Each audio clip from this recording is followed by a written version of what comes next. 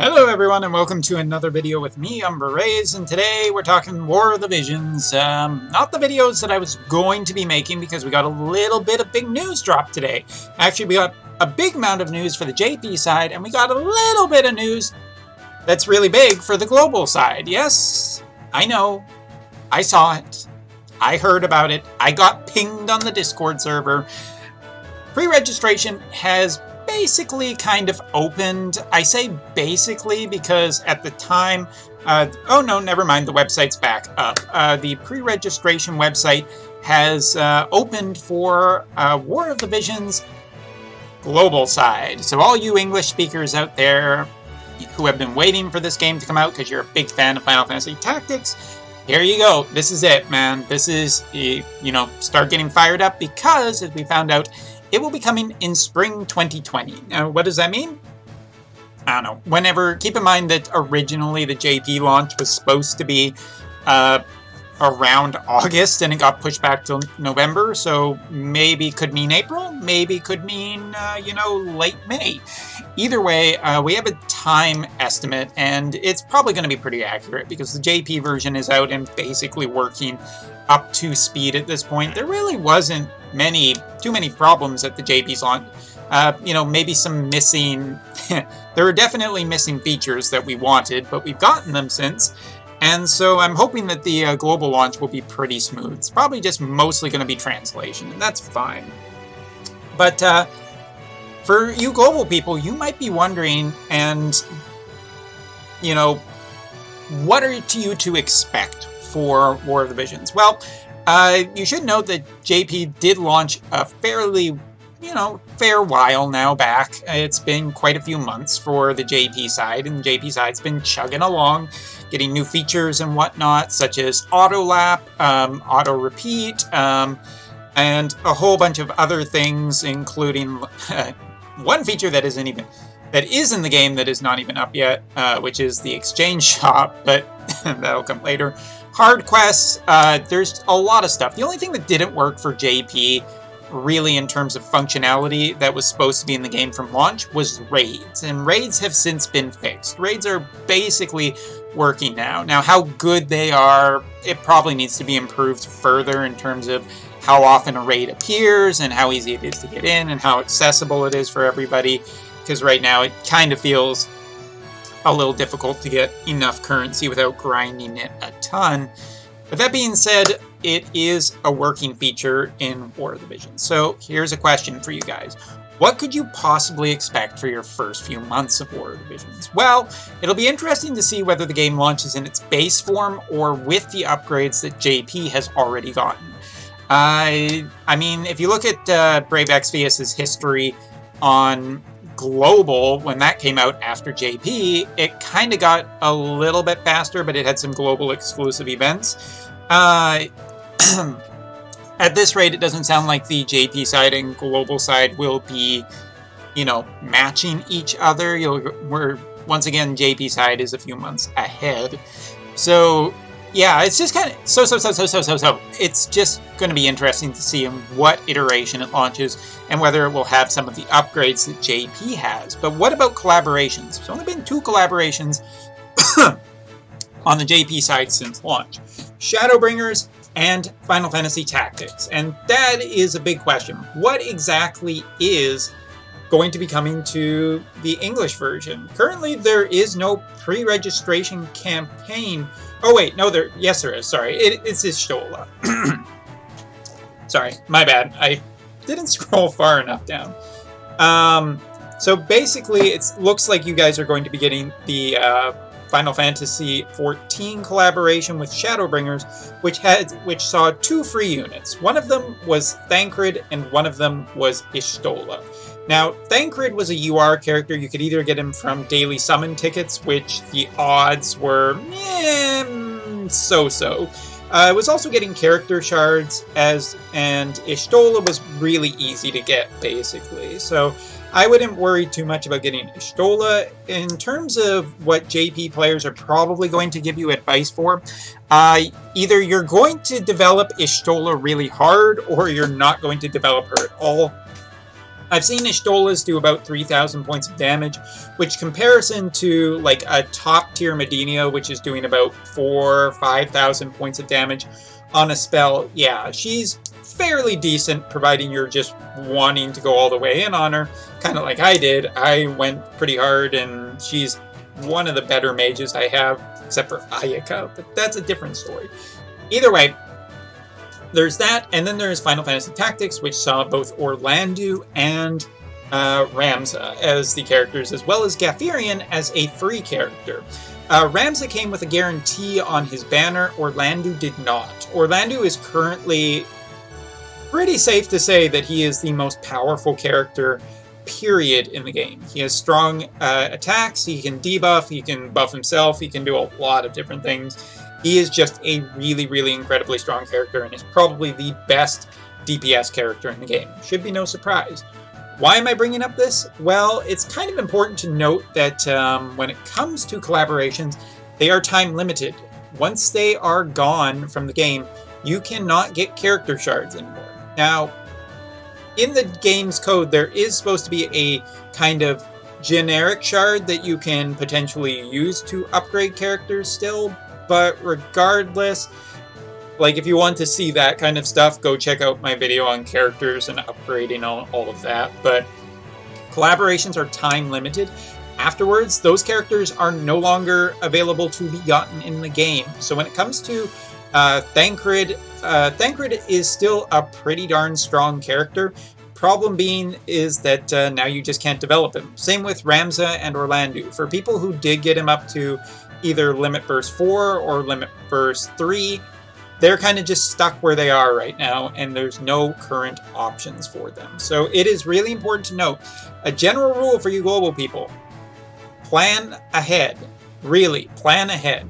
Because if I am to tell you the 4 best characters in the game that are not limited time, one for each category, first of all, Stern. Stern, he is your DPS guy. He is just really powerful, he is really fast, and he is still strong to this day. Even with Orlandu around, he still puts up a really good amount of DPS. For magic, I don't have this character, but Medina, you know her from Final Fantasy Brave Exvius. She's the Ice Mage on the JP side. She was a money-only unit. But regardless, in this game, she is by far and away still the most powerful mage in the game by a fairly wide margin. So she is very strong. She is one of the characters you will want to get. Defensive-wise, there's only one character I really got to talk about. Engelbert. Engelbert is still the best tank in the game by far. He has a ton of HP if you build him up. He also hits pretty damn hard too. This guy takes a beating and just punches you back just as hard, if not harder. He is very, very strong. He's very, very powerful. And now for all you global people looking for news, I am going to ruin something for you preemptively. Take a look at the shield. Notice the nose, the eyes, the ears, the mane. Say hello to the doggo shield. I would like to say that he's a husky man, so it's a pretty husky shield. Okay, that's the worst joke in this video, I promise, till I think of another one.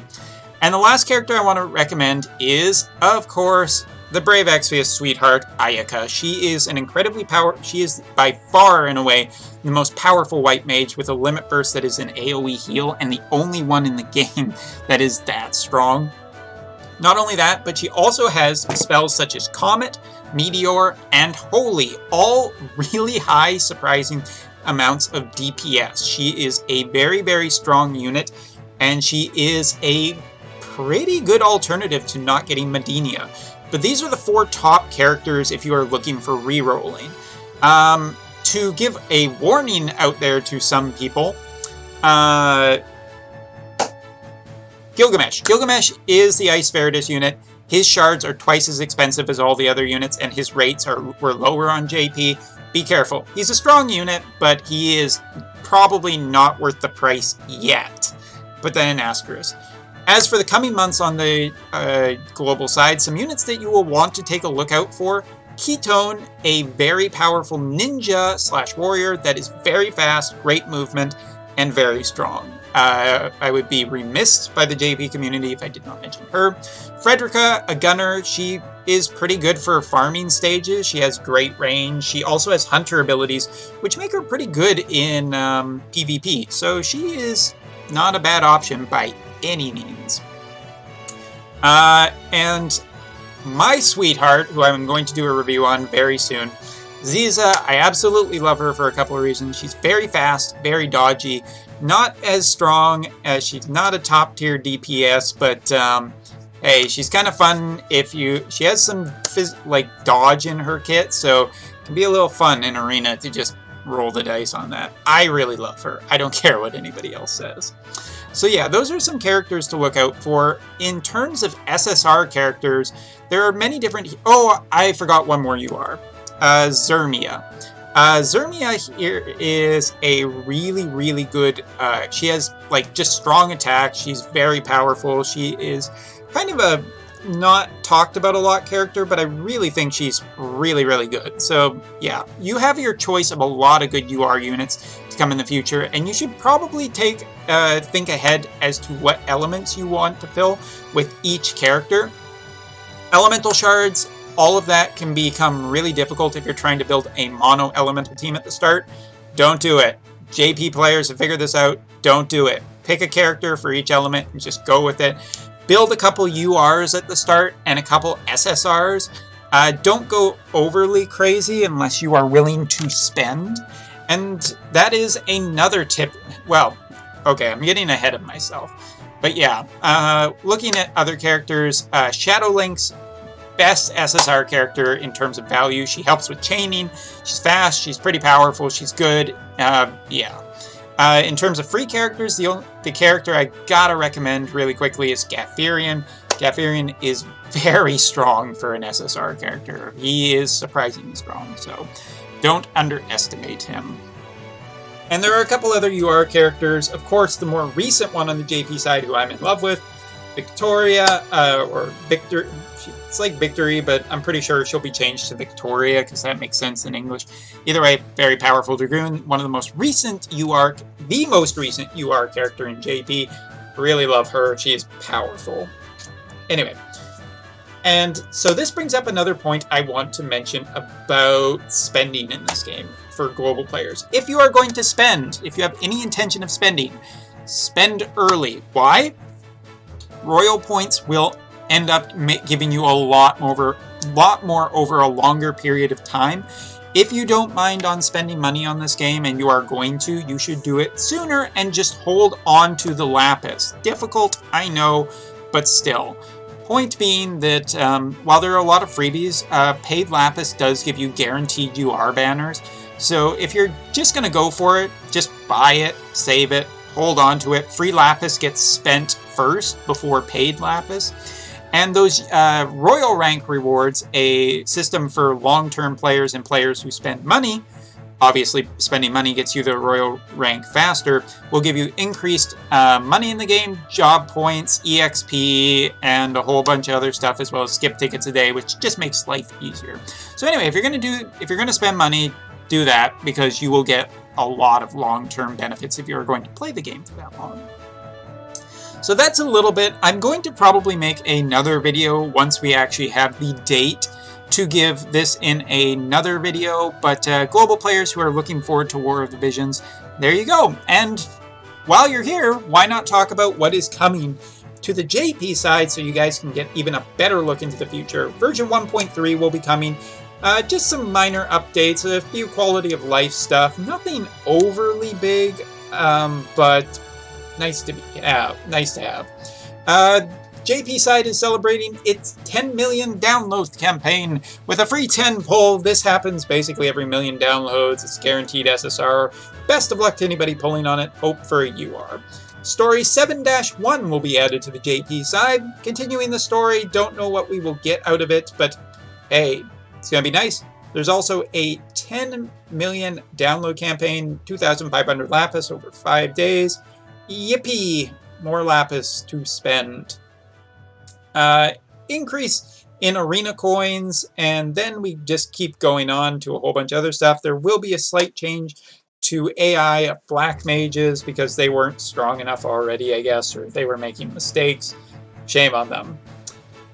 There will be, I do believe, just, you know, some bonuses. There's going to be a few new shops, it looks like. The shops you'll be able to, you know, buy stuff. These shops pop up regularly with different items. Don't spend lapis in these shops is the general rule, usually.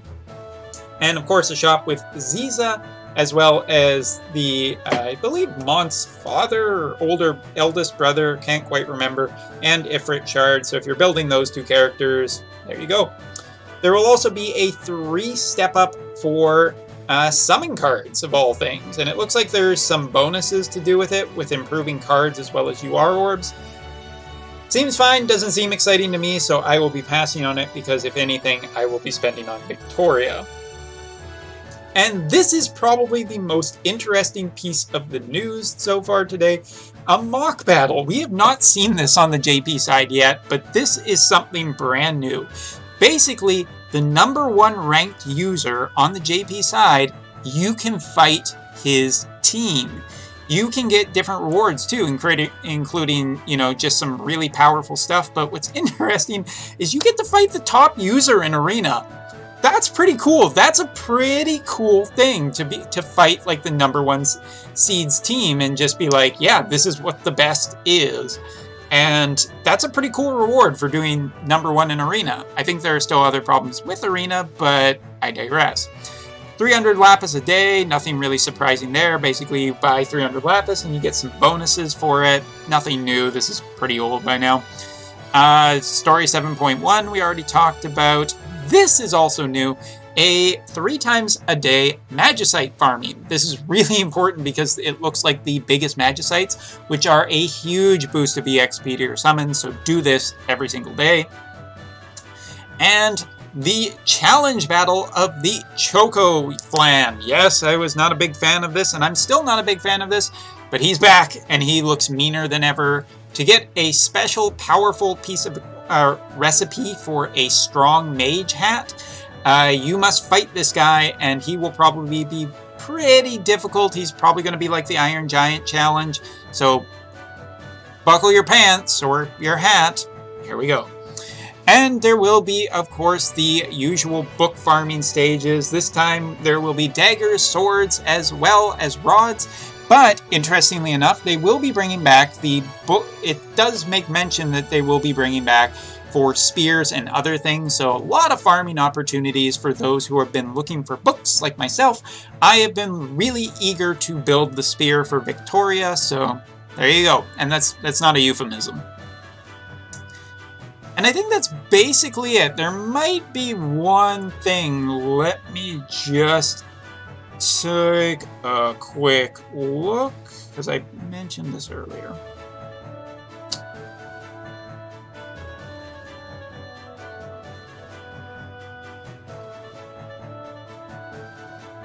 No, I think that's about it. So yeah, global players, if you are interested, do the pre-registration. There are some nice benefits, it looks like, for you guys. I will put the pre-registration link in the video below. The milestones include, well, you know, it ends up being a fair amount of lapis or busy ore, including, of course, Siren, which you'll more than likely get Siren, a nice UR sword, which we have, which is really great still to this day, and Ishtola, who, regardless, I think she's a pretty good mage, but she's no Medivh. I will give the JP players that. So yeah, just a few tips for now. I'll make another tip video closer to launch to give you guys all this free advice, which you guys love so much. But yeah, starting to plan about which characters you would like. It is really important to not overly develop a ton of different elementals. Shiny back there. Maybe it's a ghost. Oh, I know what it is. Anyway, so yeah, do that. Plan ahead. Think about what characters you want to build, and spend your resources better than most of us JP players did. Anyway, thanks for watching. Sorry this video took a little bit longer, but Had a lot to talk about. Anyway, guys, thanks for watching. See you next time.